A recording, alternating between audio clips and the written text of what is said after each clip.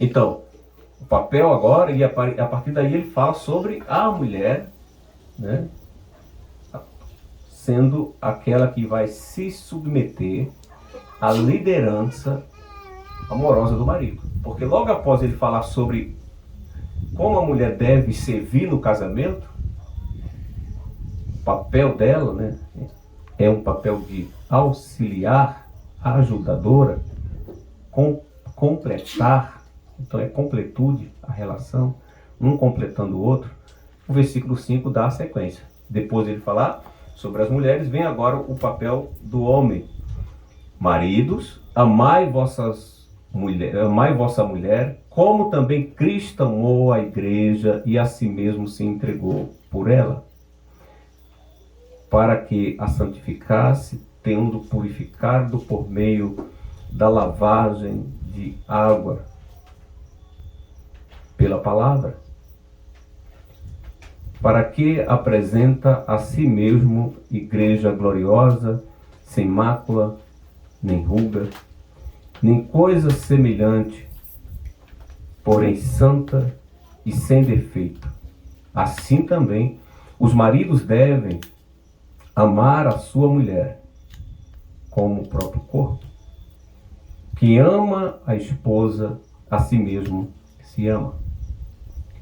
Porque ninguém jamais odiou a própria carne, antes alimenta, e dela cuida, como também Cristo o faz com a igreja. E ele finaliza aqui ainda, porque somos membros do seu corpo. Eis que deixará o homem, o seu pai, sua mãe, se unirá à sua mulher, e se tornarão os dois uma só carne. Grande é esse mistério, mas eu me refiro a Cristo e à igreja. Não obstante, vós, cada um, de per si também, ame a própria esposa como a si mesmo, e a esposa respeite o marido. Então, irmãos, como é que Deus define um homem de verdade? O que é um homem heróico para Deus? A definição bíblica de um homem verdadeiro vai além daquilo que muitas vezes aqui alguém possa definir.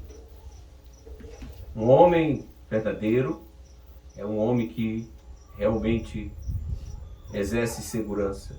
Ele realmente é alguém forte. É alguém que está determinado a ser servo.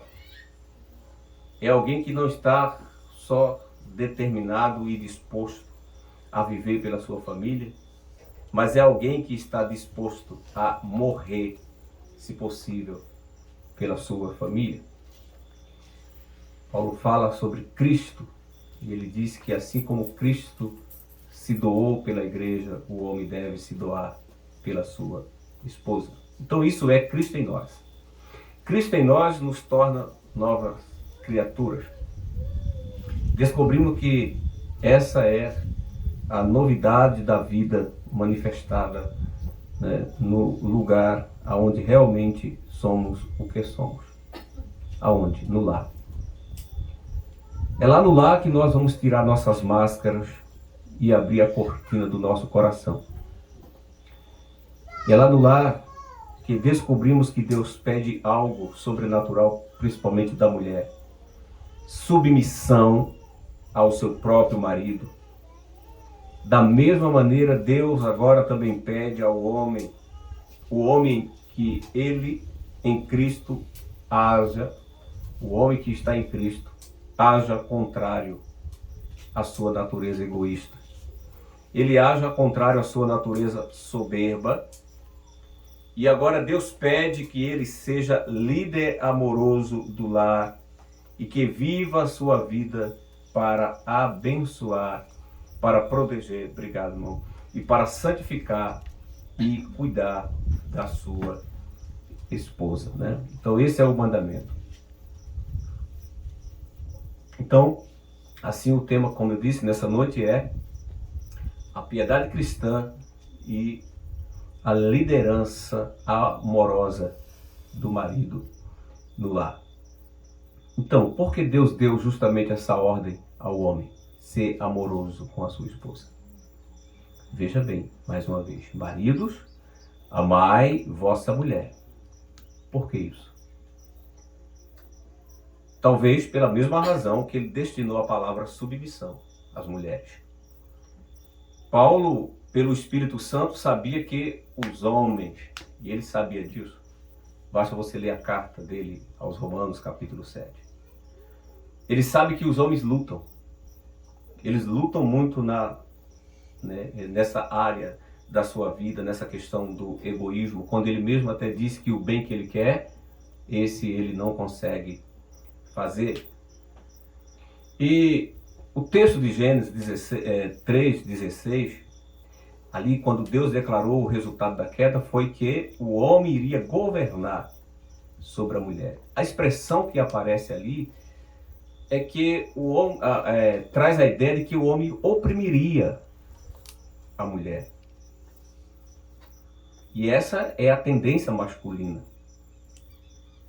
que tem sido essa, de oprimir e não de amar a sua esposa. Então aqui esse texto é um dos textos que mais fala, e que mais toca nessa responsabilidade e nesse compromisso que o homem tem, ou que o marido tem, de se dedicar à sua esposa. Para isso, para fortalecer esse chamado do marido, Paulo usa uma analogia com o amor de Cristo, para apontar a importância da responsabilidade dos maridos para com as suas esposas. Por exemplo, lá em Colossenses, no capítulo 3, o versículo 19, juntamente com esse texto aqui de Efésios, versículo que nós lemos, principalmente o 25 ao 33, descreve aqui o verdadeiro homem. E ele faz aqui em relação à sua esposa e também como ele deve tratá-la. Deus, entenda isso, é Deus e não é os produtores de Hollywood, não é um produtor de filme quem vai dizer o que é um verdadeiro homem. E aqui existe uma palavra fortíssima, a palavra-chave que tem no nosso texto é a palavra amor. E percebe que parece que essa palavra não combina muito, com o homem da queda. Mas a palavra aqui é amor. Um homem forte é um homem que ama. Herói é o homem que aprendeu a amar a sua esposa, se dedicar por ela. Esse homem merece elogio. Esse é um homem. Amor aparece aqui no texto. Paulo, quando vai destacar sobre esse papel do verdadeiro homem, ele destaca aqui a palavra amor. Ela aparece 6 vezes no nosso texto. 2 vezes no versículo 28, 3 vezes, aliás, no versículo 25 2 vezes, no versículo 28 aparece 3 vezes e por último no versículo 33 aparece mais uma vez. E o verbo que Paulo usa aqui está no tempo presente para descrever um processo contínuo de buscar sempre o bem maior para a esposa. E esse amor deve ser um amor incondicional. E é muito importante isso. O amor que o marido deve demonstrar pela esposa é um amor incondicional. Essa é uma exortação feita aos maridos para amar suas esposas. Isso é único aqui. Por quê? Porque isso não se encontra nem mesmo nas literaturas rabínicas do Antigo Testamento. Se encontra aqui. Isso também não se encontra nos códigos do lar da cultura grega romana. Não existe isso lá nos códigos deles, dando ensinamento que marido amar suas esposas. Percebe como Cristo realmente emancipa a mulher. É Cristo quem realmente dá valor à mulher e protege a mulher. Até hoje. Observe outras culturas aí. E outras literaturas. Se você vê ensinamentos como esse. Como esse ensino que temos aqui no cristão. Para nós homens cristãos que estamos aqui, e as mulheres também, nos sentiremos privilegiados por isso. Por Cristo ter nos dado diretriz, né? Mas por que temos essas ordens aqui tão lindas, né? Ou essa ordem aqui tão linda? Né? As ordens, como eu disse, a submissão e o amor. Por que isso? Nós já sabemos, pela introdução que fizemos, até pela palestra de ontem, porque há um objetivo maior. A glória de Cristo. O casamento é isso. É algo para o louvor de Deus. Então, meus irmãos, antes de ainda pontuar no texto, vamos falar alguma questão mais sobre esse amor bíblico oferecido pelo marido. Eu quero fazer, antes mesmo de fazer a aplicação do nosso texto aqui em si, tá? Porque a palestra em si não pode ser algo palavras filosóficas, não, a gente tem que ir para as Escrituras. As Escrituras têm a palavra final em tudo. Nós cristãos temos que ser moldados pelas Escrituras. Né? Nós não estamos aqui para ouvir uma palestra romântica sobre isso, não. Estamos aqui para expor as Escrituras. Saímos daqui amando as Escrituras, para que possamos também corresponder, né, com a palavra de Deus. Então, o amor bíblico que é oferecido aqui pelo marido, mais uma vez, assim como falamos ontem sobre a submissão, ele não é exigido pela esposa. A esposa não tem que exigir do marido que ele a ame. Não. O texto fala diretamente aos homens. O texto, por exemplo, não autoriza as mulheres a serem como policiais para vigiar os maridos. Não. O texto aqui é claro em dizer que o amor do marido deve ser um amor sacrificial. Assim como eu falei ontem da submissão que a mulher deve oferecer como um presente, o marido também deve oferecer o seu amor à esposa como um presente. É um presente. Não é algo exigido da esposa. Esse marido tem que amar porque essa é a ordem do Senhor. E ele tem que fazer isso voluntariamente. É um presente que ele deve oferecer à sua esposa, que nada mais é do que o seu amor por ela. De forma que essa esposa precisa se sentir amada por esse marido. Os maridos são exortados a amar a sua esposa incondicionalmente. Não somente se essa esposa é submissa. Não. Não é simplesmente se ela é submissa. Então ela não é submissa, eu não vou amar. Pelo contrário. Você deve amar. Porque você prestará conta é a Deus. Paulo aqui destacou individual, cada papel. Cada um prestará conta a Deus. Então, mesmo que essa esposa não seja submissa, o marido deve amar a sua esposa em obediência ao Senhor e por causa do exemplo do amor de Cristo. Não é uma obrigação da esposa falar para o marido amá-la. A esposa não está como aquela jovem, né? Aquela moça que está apaixonada, dizendo, você me ama, diga que você me... Não há essa necessidade da esposa estar querendo, né, que o marido a ame. É uma obrigação dele diante do Senhor. Prestamos atenção nisso, nós homens aqui. É uma obrigação nossa, diante do Senhor, amar as nossas esposas. Isso é o amor bíblico. Em segundo lugar, o amor bíblico do marido é uma ordem, mais uma vez eu já disse, assim como seguindo a sequência das mulheres ontem, é uma ordem, também não é uma opção. O verbo amai, que aparece aqui, está no imperativo presente. Ou seja, é uma responsabilidade constante. do homem no lar. É uma responsabilidade constante do homem no lar. Não há desculpa para não amar. Como vimos em Efésios, né, 5:21. Deixa claro que esse é um alimento vertical. O homem que ama a Deus, ama a sua esposa. Primeiramente ao Senhor. Ele ama ao Senhor. Por ele amar o Senhor, ele também ama a sua esposa. Então tudo começa entre o amor desse homem para com Deus. O homem que ama a Deus, ele amará também a sua esposa. E não é algo opcional. É ordem. Em terceiro lugar, o amor bíblico exige uma obra sobrenatural do Espírito Santo para produzir a vida de Cristo no marido. Assim também como vimos ontem na mulher. Um homem não regenerado, ele não ama a esposa com o amor bíblico.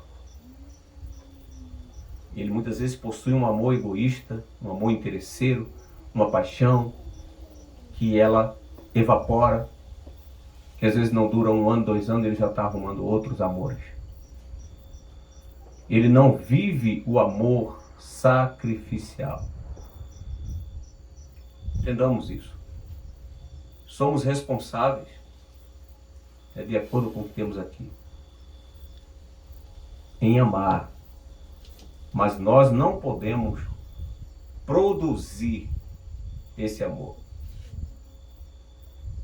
sem a regeneração. Não podemos produzir esse amor. Por quê? Porque o amor bíblico, o amor sacrificial que o homem tem que ter pela esposa, como eu disse, não o amor inventado. Não essa coisa romantizada que você vê por aí. Estamos falando do amor bíblico, sacrificial. Esse amor vai contra a natureza do homem. Nós amamos, primeiramente, né, a nós mesmos. Por isso que ele até diz assim como, né, como você ama a sua carne, você deve amar. Somente aquele que vive segundo o amor eterno de Deus que conhece a posição de Cristo é capaz de dar amor à sua esposa como o próprio amor de Cristo. Se esse homem não tem a regeneração, se ele não tem o habitado do Espírito Santo, se ele não está habitado pelo Espírito Santo, se não há o habitado da palavra no coração dele, ele não pode amar a sua esposa sacrificialmente. Ele pode ser como um bêbado, aquele que se enche de vinho, chega em casa com um bafo de cachaça, dizendo: eu te amo, mulher. Mulher reclamando, falando porque não tem a comida, porque ele chegou bêbado, gastou dinheiro e ele está lá: eu te amo, mulher. Mas não é ele que está falando, ela mesmo sabe que é o álcool. Porque não há nele o habitar do Espírito.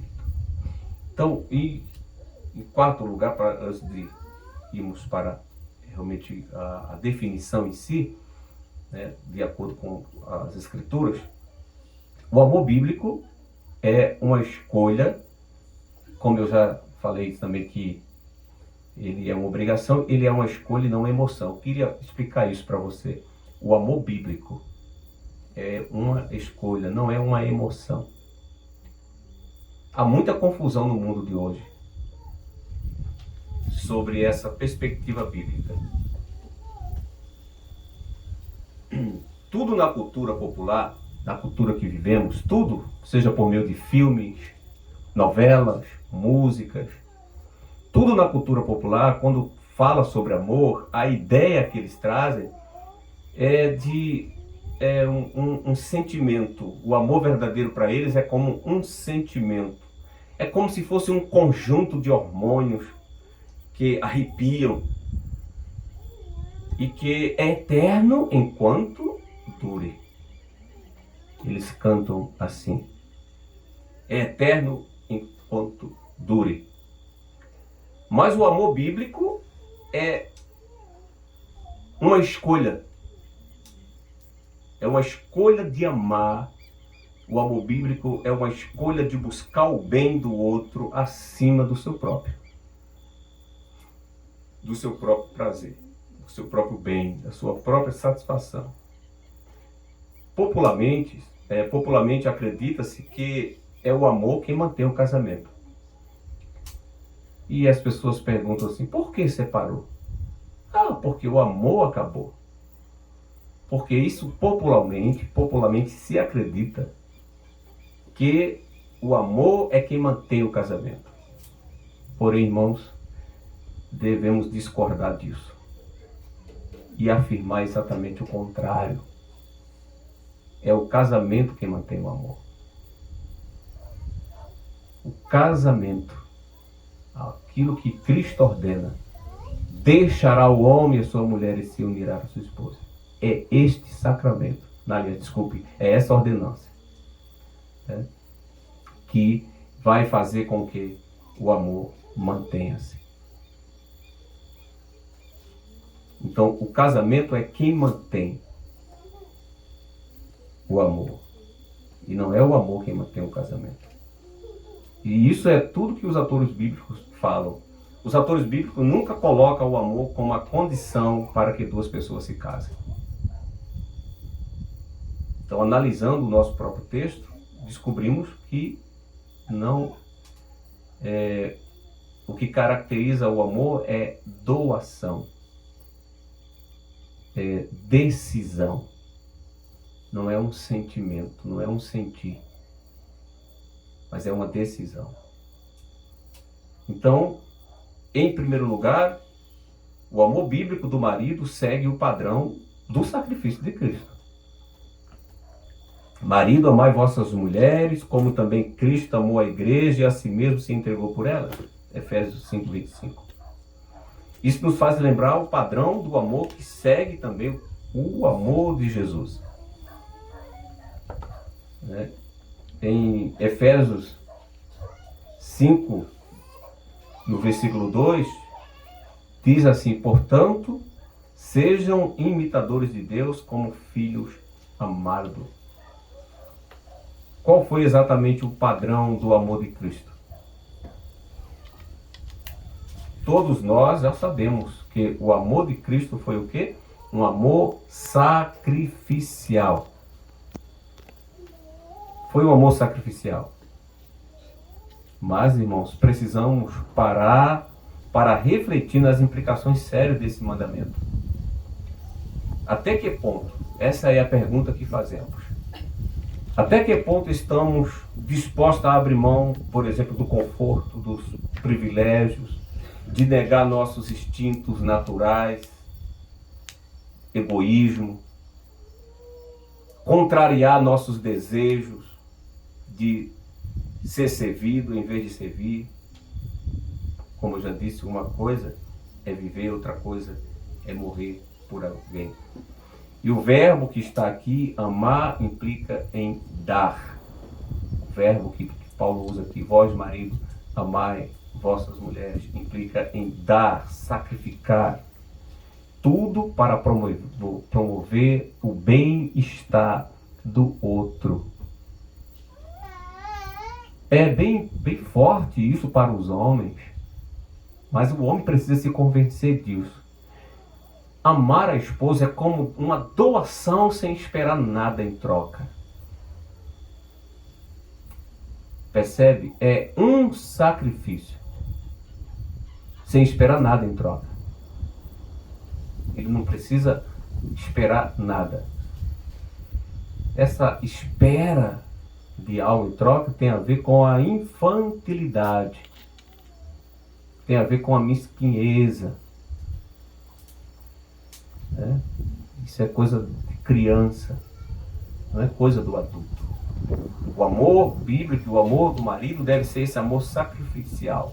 Ele faz tudo para promover o bem da sua esposa.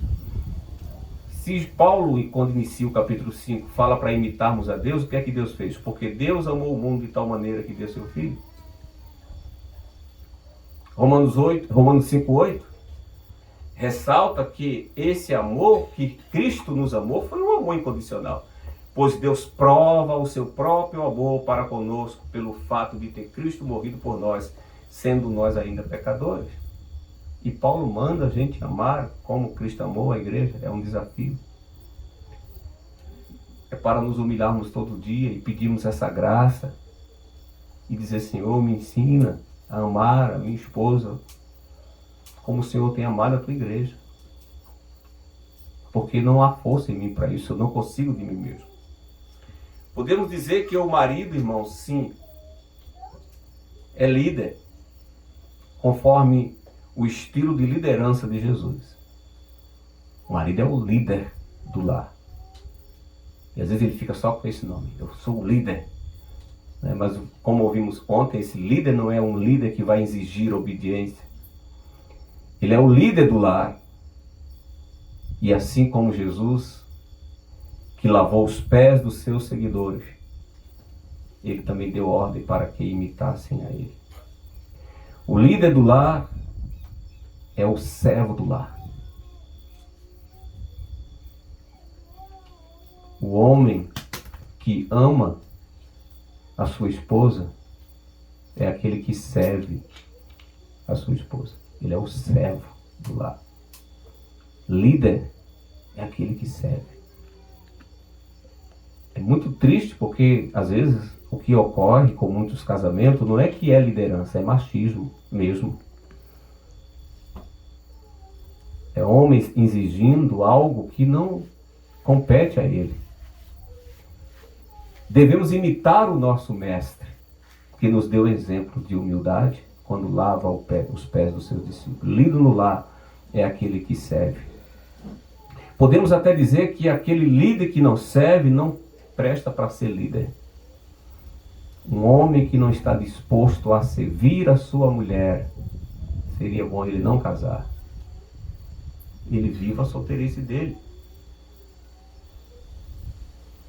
do que ele querer viver em um casamento como se fosse ainda uma criança, querendo ser servido. Ele deve ter maturidade suficiente para servir a sua esposa, para servir aos que estão sob a sua liderança, servir aos seus filhos pequenos, criá-los na disciplina, no amor do Senhor. A liderança bíblica apresenta-se como uma pirâmide, como eu falei ontem, invertida. Esse homem está nessa ponta, se sustentando toda a responsabilidade. É ele quem garante o bem-estar de toda a família. E ele coloca essa família acima dele, servindo sempre e sempre procurando o bem da família. A família vem primeiro. Não é o seu negócio, não é a sua carreira profissional. A mesma coisa isso serve para a própria liderança da igreja. Às vezes os casamentos de alguns líderes, até de ministros da palavra, de pastores, de presbíteros, fracassa quando eles querem colocar aquilo que eles chamam de ministério deles acima da sua família. A família vem primeiro. Até mesmo é mais importante do que sua carreira, do que seu trabalho. É só você observar que os papéis têm sido invertidos. Muitos casamentos têm se arruinado porque esses homens colocaram a sua carreira, sua vida em primeiro lugar. Colocaram o seu sucesso. Hoje, com o empoderamento feminino, também não é diferente. Quantas mulheres, né? Que tristeza.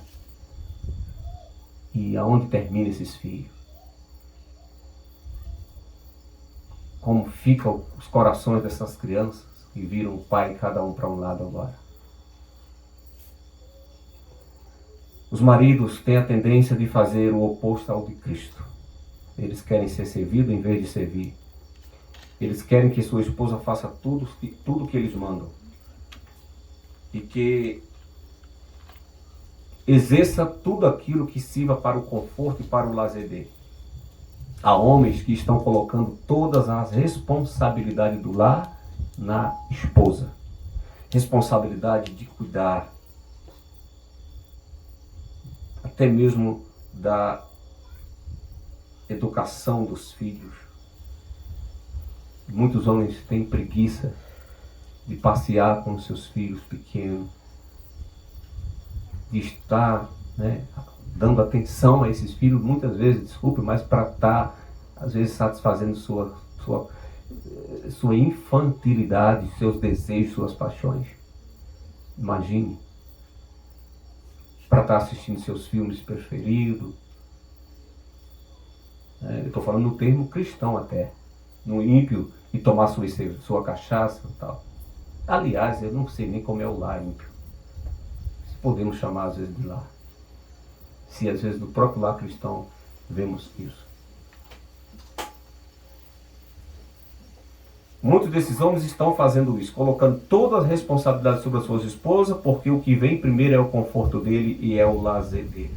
Vem primeiro o entretenimento, o prazer e o conforto, como eu disse. E o pior é que muitos desses têm usado até a Bíblia para justificar seu comportamento. Em casos em que muitas vezes a esposa é nada mais do que uma empregada em vez de uma companheira. Deixa eu ler o que John Piper comentando esse texto. Ele diz assim: maridos, vocês estão buscando conformidade de sua esposa com Cristo? Dominando-a?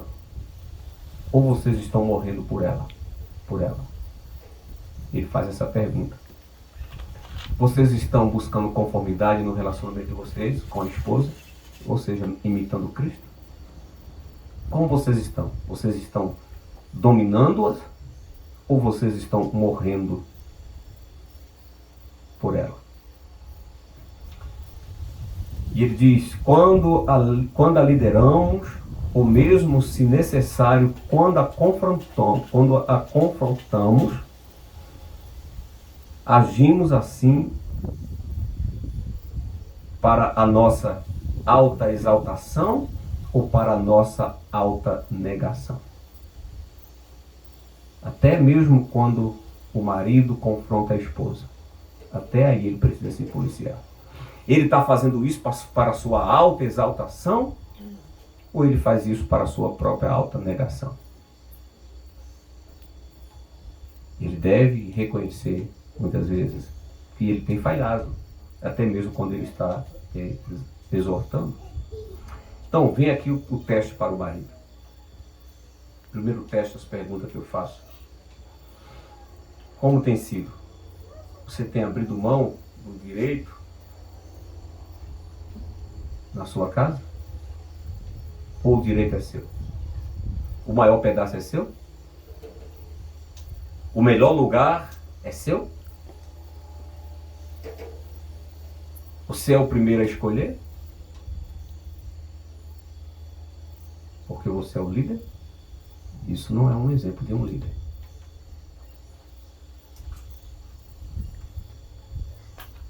Você se oferece, por exemplo, para fazer as tarefas desagradáveis da casa?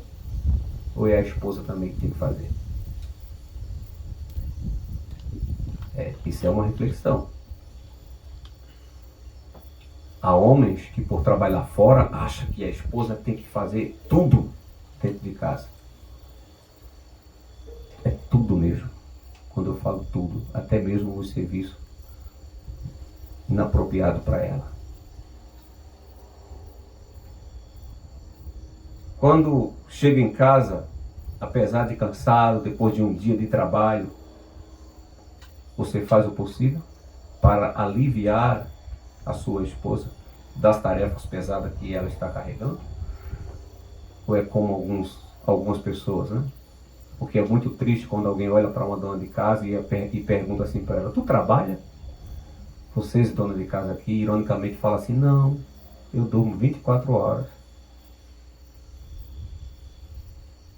Porque há uma ideia que parece que trabalhar é só se tiver, né?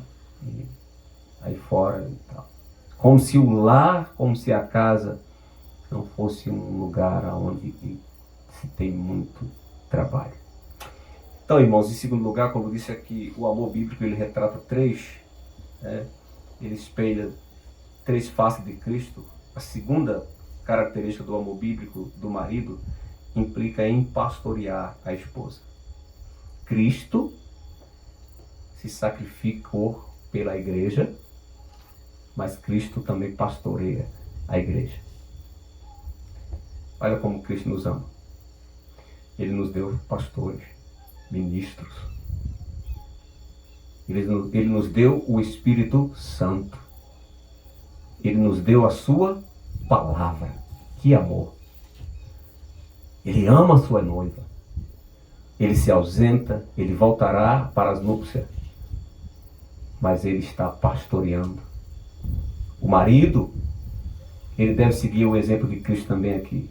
Ele deve exercer um amor que pastoreia, que cuida. E aí o texto diz, olha, que ele fez isso para que a santificasse, tendo-a purificado por meio da lavagem de água pela palavra, para apresentar a si mesmo a igreja gloriosa, sem mácula, nem ruga, nem coisa semelhante, porém santa e sem defeito. Aqui os versos, irmãos, de Efésios 5, 26 e 27, diz que o marido santifica ou separa a esposa para preservá-la pura, não contaminada.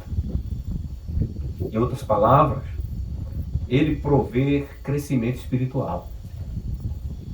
O marido que ama a sua esposa é aquele marido que provê o crescimento espiritual dela. Ele protege ela do mal. Ele não vai ser omisso como Adão foi com Eva no princípio.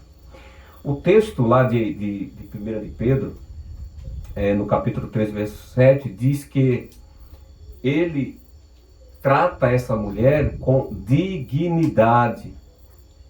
Ele a trata com dignidade e sugere aqui que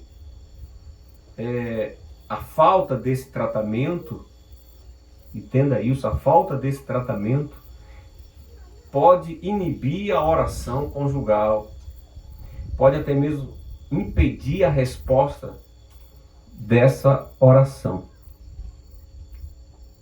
Então, como o marido pastoreia a esposa? A ênfase está aqui mais uma vez na liderança espiritual masculina. A liderança espiritual masculina no lar. Essa liderança espiritual do marido proporcionará um crescimento espiritual com a palavra. Foi assim que Jesus purificou a igreja. O marido, assim também como Cristo, usa a palavra para santificar a esposa. Jesus disse: santifica-os na verdade. Santifica-os, na oração dele. Santifica-os na verdade. A tua palavra é a verdade. João 17, 17. Então, o resultado desse processo na igreja deve também ser o mesmo processo com a esposa. Uma purificação, uma consagração de vida para que a noiva seja apresentada diante de Deus como santa, sem defeito. Paulo usa aqui esse termo físico, ele usa a palavra mácula, ruga, no sentido metafórico, para descrever rugas espirituais, manchas, pecados. O marido, ele exerce essa liderança espiritual no seu lar. Raro, posso até aqui falar, mas isso é uma verdade. Raros são os homens que pastoreiam a sua família. São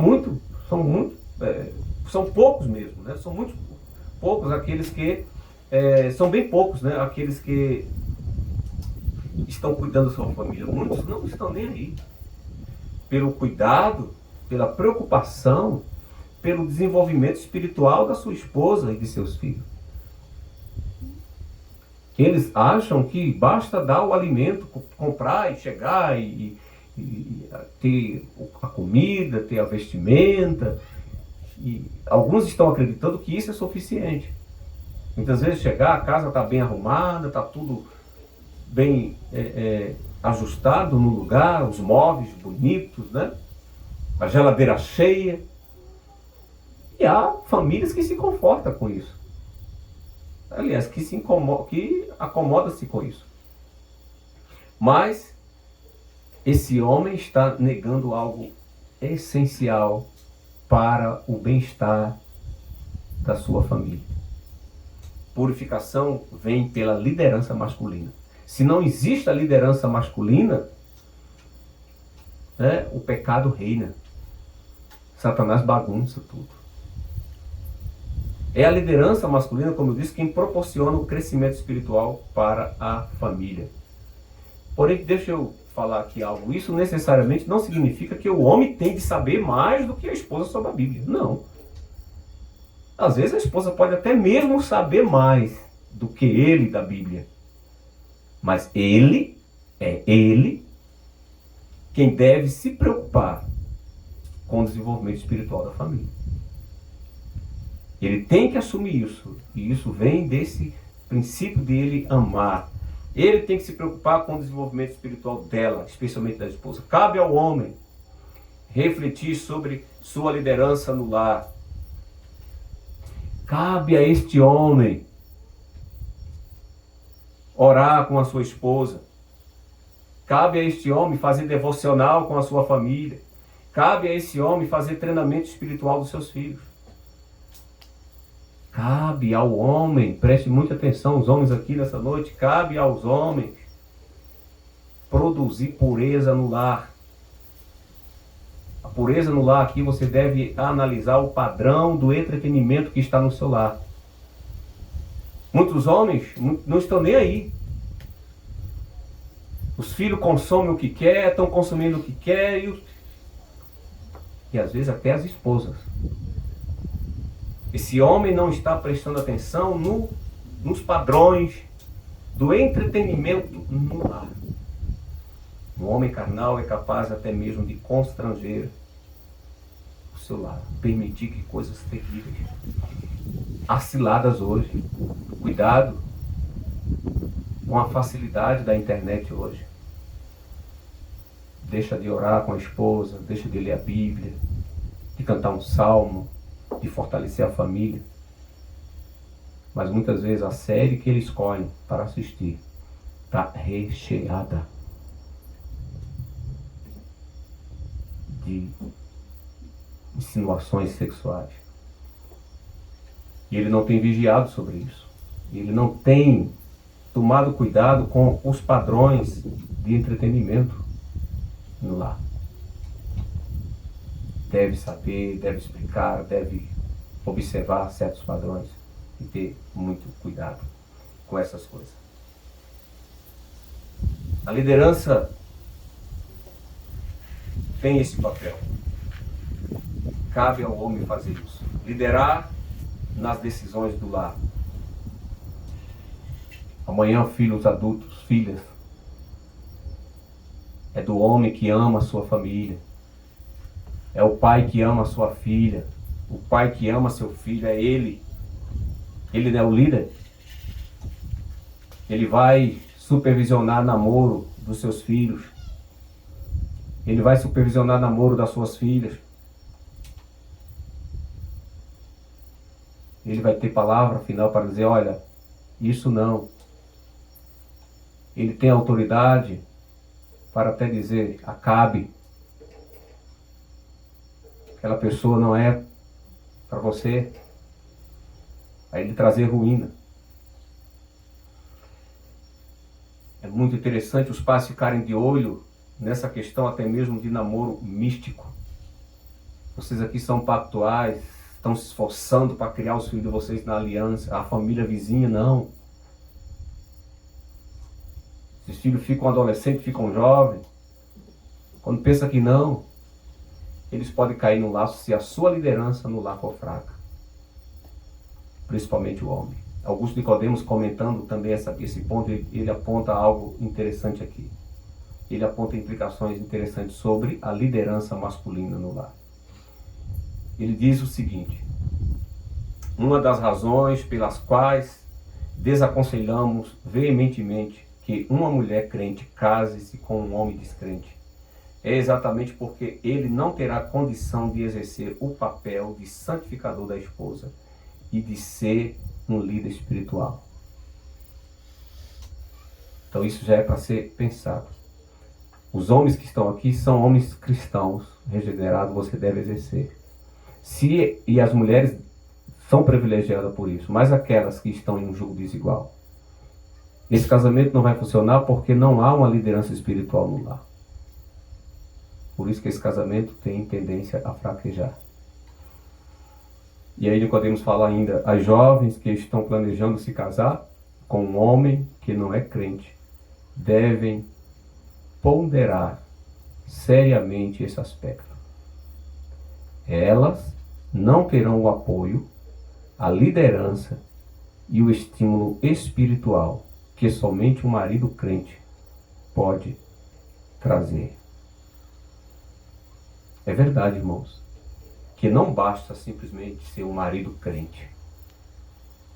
Para isso acontecer, ele terá de ser um crente dedicado. Não um crente nominal. Ele tem que ser um crente dedicado, um crente que vive em primeiro lugar em comunhão com Deus. A liderança vai funcionar bem no lar quando a esposa também deve observar isso. O meu marido, ele é falho, mas é um homem que tem comunhão com Deus.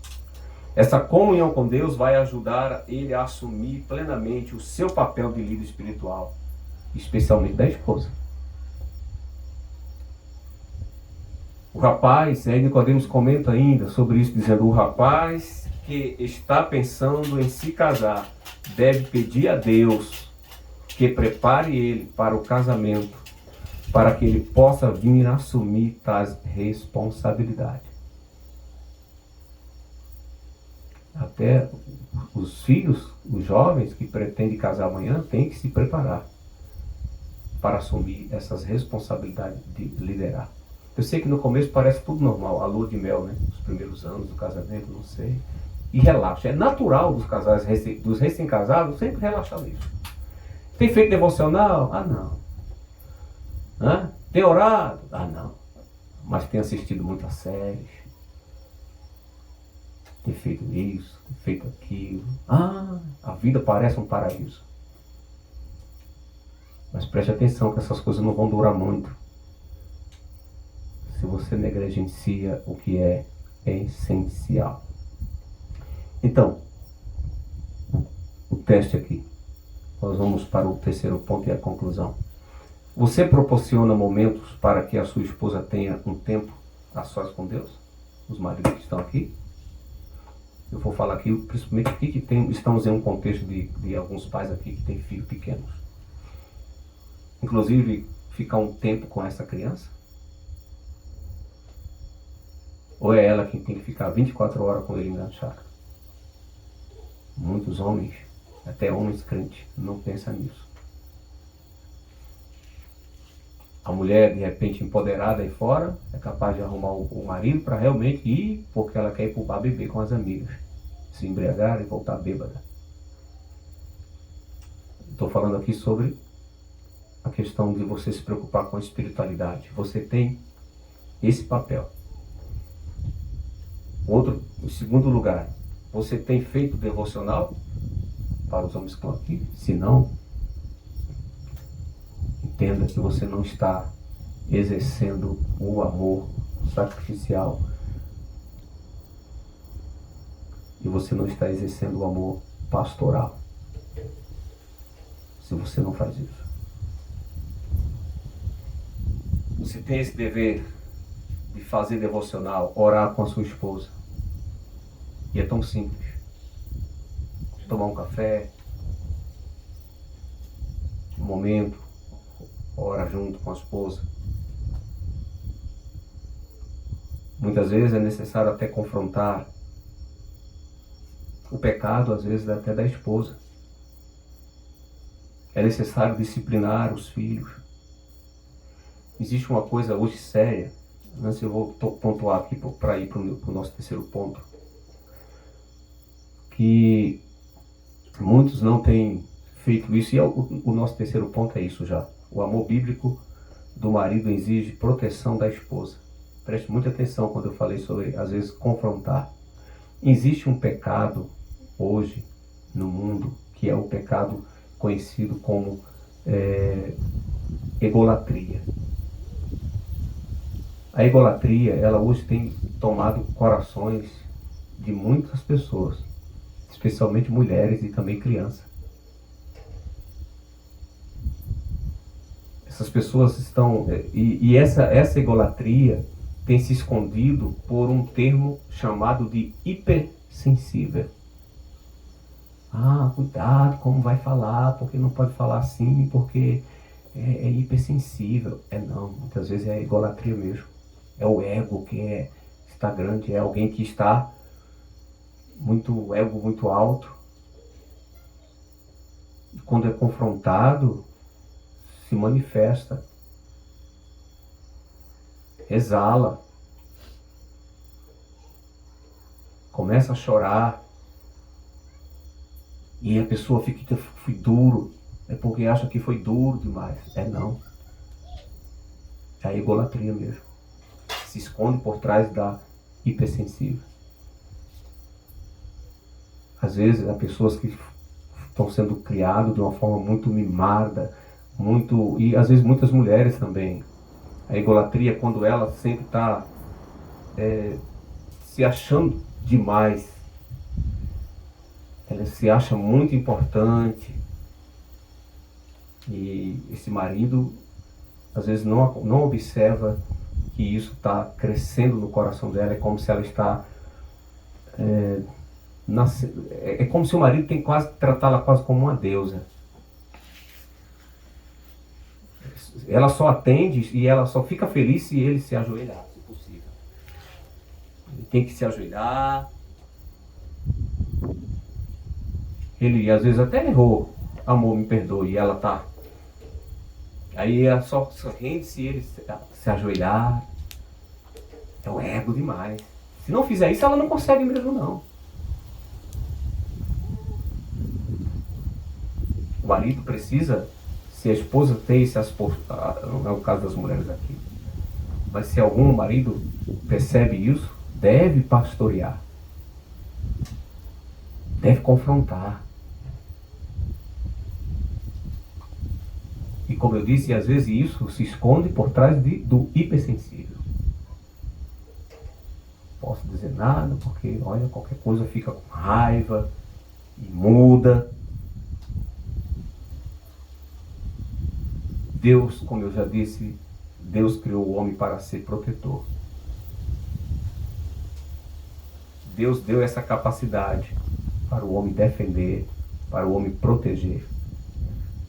Realmente, ele tem esse papel de proteger contra inimigos. Mas às vezes há inimigos sutis que está derrotando esse líder. Ele não está exercendo a proteção correta da esposa ou dos filhos. Isso é muito sério. O que eu falei para a esposa também serve para a criação de muitos filhos hoje. Criancinhas pequenas estão sobrecarregadas de soberba. O homem tem uma responsabilidade de cuidar do bem-estar, de mantê-los todos em segurança. Se ele não for um protetor, se essa proteção não estiver na essência dele, esse lar também está correndo risco de até mesmo ser destruído. O homem, conforme o caráter de Cristo, ele cuida da esposa como ele cuidasse do seu próprio corpo. Essa proteção aqui que Paulo fala. Paulo já fez uma alusão a esse fato na discussão sobre a submissão feminina, quando chamou Cristo de o Salvador do corpo, como uma ilustração de como Jesus exercia a função da cabeça. Então, no caso dos homens, Paulo argumenta que até mesmo os mínimos movimentos do corpo são para ser protegido. A nossa tendência natural, muitas vezes, é não ligar. É um aspecto natural da condição humana amar e nutrir e proteger a si mesmo. Mas o amor bíblico é providencial. Ele providencia, ele protege, ele procura ver as necessidades do próximo, mas ele também se arrisca para proteger os seus. Isso tem a ver, irmãos, com, como eu disse, com o amor. O marido tem responsabilidade principal. Ele tem, sim, a responsabilidade principal de colocar o pão na mesa. É o papel dele. Como ele tem essa principal função de colocar o pão na mesa, ele assume também esse compromisso de proteger, cuidar. Porque a própria palavra que podemos traduzir por alimentar, essa, como eu disse, o marido, ele ama sacrificialmente, ele pastoreia, ele protege, como o pastor faz com as suas ovelhas. E a palavra que Paulo usa ali para proteger é a palavra alimenta. A palavra alimentar que surge no nosso texto diz que Paulo diz esse alimento, Alimentar, a tradução é o mesmo que cuidar. É como se vem de um berçário. A palavra também ela deriva do termo berçário. O primeiro termo também significa criar. Em alguns casos, é usado para descrever o processo de amamentar. Uma mãe que está protegendo o filho, o afeto, o carinho, as mães que são aqui, como elas são ágeis, O perigo, o risco que vem para aquela criança que ela amamenta. Paulo manda que o homem tenha algo assim pela esposa. Como há algo que amamentar mesmo. O segundo aqui foi usado com uma ideia de esquentar. Esquentar, proteger é isso. Cuidar da esposa é isso. Esquentar. Metaforicamente significa confortar. Manter ela sobre esse cuidado, confortar. É isso que realmente temos como proteger. Proteger nossas esposas. Não demanda mais do que isso. Sugere aqui, irmãos, sacrifício. Sacrifício que vai além daquilo que nós às vezes não queremos fazer. Não colocando sobre os ombros das nossas esposas, que nesse tema aqui de proteger é isso, não colocando sobre os ombros das nossas esposas o peso, por exemplo, de sustentar. Então, quando Paulo fala até mesmo sobre, olha, essa importância da proteção, para vir finalizar aqui, tudo se resume nessa liderança. O homem que ama com o amor bíblico, que é esse líder, ele assume tudo. Quando ele assume esse compromisso, ele está se sacrificando, ele está pastoreando, que no termo de cuidando, ele está protegendo com a sua liderança, quando ele exerce isso de forma bíblica. De maneira que esse homem, que é o líder do lar, ele coloca todo o peso no ombro dele. A mulher é a auxiliadora, como eu falei ontem, ela serve só para socorrê-lo. Entende? É só para socorrer naquilo que ele tem dificuldade. Mas todo o peso deve estar no ombro dele. Ele está sustentando o lar. Tem homens que dizem, se eu fosse assim, eu preferia não casar. Lembra aquela palavra que os discípulos falaram para Jesus, quando Jesus falou sobre o divórcio? Lembra lá que eles achavam que podia divorciar por qualquer motivo? Naquela época, até se a mulher não cozinhasse direito, se divorciava. Quando Jesus explicou realmente como devia ser, alguns disseram, então assim é melhor não casar. Você não pode entrar no casamento equivocado. Por isso que a gente precisa preparar os mais jovens, os que estão aqui. Toda a responsabilidade está sobre o ombro do marido. Todo o peso ele deve sustentar. as decisões difíceis. Imagine, está sobre ele. Está vendo como é importante a esposa ser, como diz, né, obediente, submissa?